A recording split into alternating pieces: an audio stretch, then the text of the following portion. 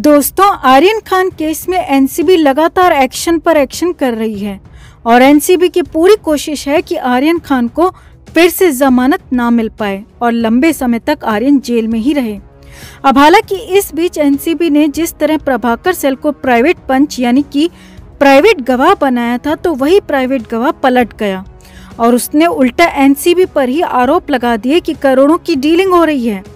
मगर एनसीबी ने इससे भी बड़ा मास्टर स्ट्रोक मार दिया और अनन्या पांडे को अपनी तरफ कर लिया।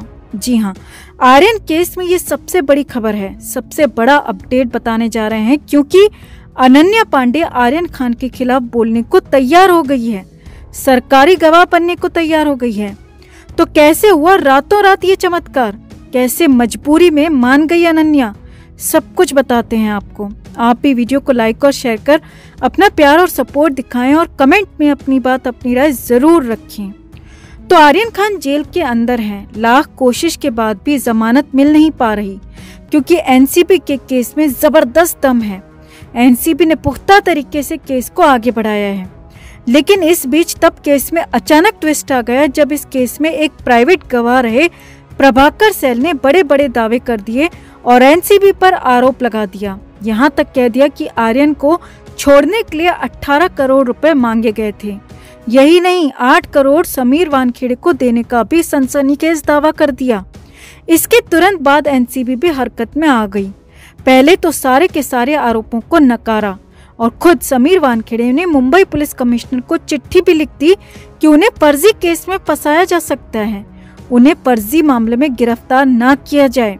यही नहीं, एनसीबी को लग चुका था कि अब तो आर्यन को बचाने के लिए बहुत सारे लोग जुटे हैं, तो तुरंत ही बड़ा और कड़ा एक्शन जरूरी है, कंक्रीट एक्शन जरूरी है। और हुआ भी यही।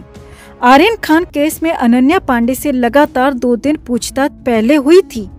तीसरे दिन सोमवार को भी अनन्या को पूछताछ के लिए बुलाया गया, लेकिन इसी बीच सोमवार वाली पूछताछ से पहले रविवार की देर शाम अनन्या पांडे सरकारी गवाह बनने के लिए मजबूर हो गई।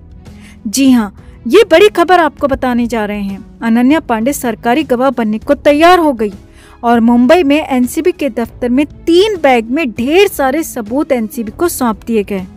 अब रातों रात ये चमत्कार हुआ, रातों रात अनन्या मान गई, सरकारी गवाह बनने के लिए कैसे रेडी हो गई, अब वो भी समझिए।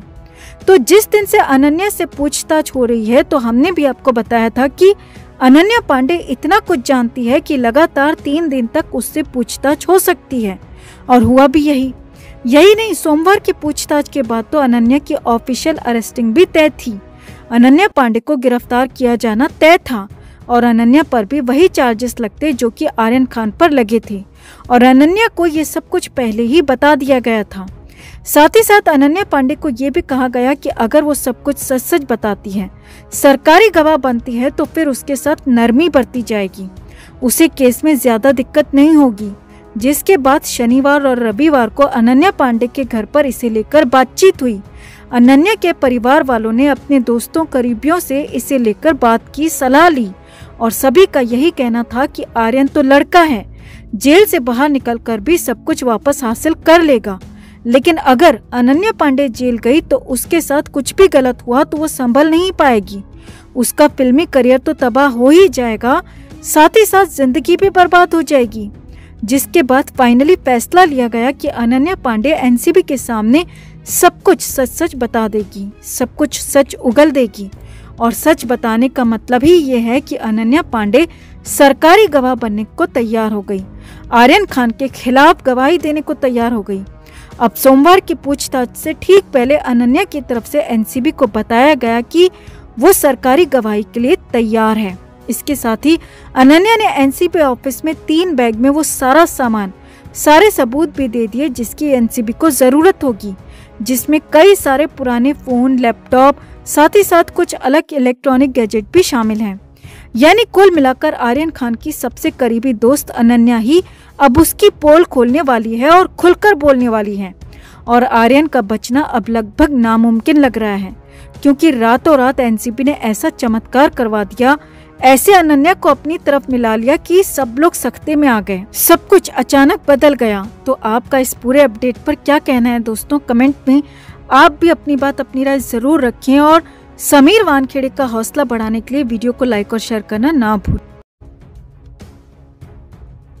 दोस्तों, चंकी पांडे की बेटी और पति पत्नी और वो फेम एक्ट्रेस अनन्या पांडे इन दिनों सुर्खियों में हैं।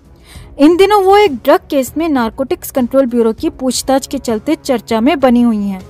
पिछले 3 दिन की लगातार की पूछताछ के बाद एक वीडियो सोशल मीडिया पर तेजी से वायरल हो रहा है। इस बीच ईशान खट्टर के कुछ फोटोज और वीडियो सामने आए हैं जहां वो गुलदस्ता खरीदते दिख रहे हैं और कहा जा रहा है कि वो इन्हें लेकर अनन्या के घर गए थे। दरअसल सोशल मीडिया पर वरिंदर चावला ने एक वीडियो शेयर किया है। इस वीडियो में ईशान खट्टर एक दुकान पर फूलों का गुलदस्ता खरीदते दिख रहे हैं। वहीं इस गुलदस्ते को खरीदने के बाद ईशान अपनी गाड़ी में बैठ जाते हैं।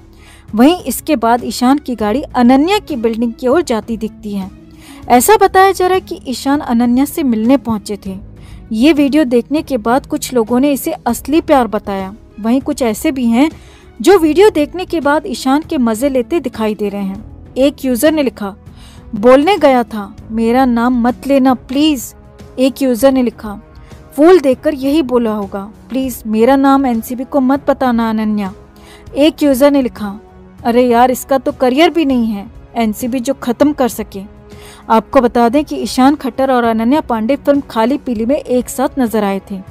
फिल्म बॉक्स ऑफिस पर कुछ खास कमाल नहीं दिखा पाई, लेकिन फैंस को इन दोनों की केमिस्ट्री पसंद आई। वहीं इसके बाद दोनों के रिलेशनशिप में होने की खबरें भी खूब तेजी से सामने आई। हालांकि दोनों ने एक दूसरे को अपना अच्छा दोस्त बताया।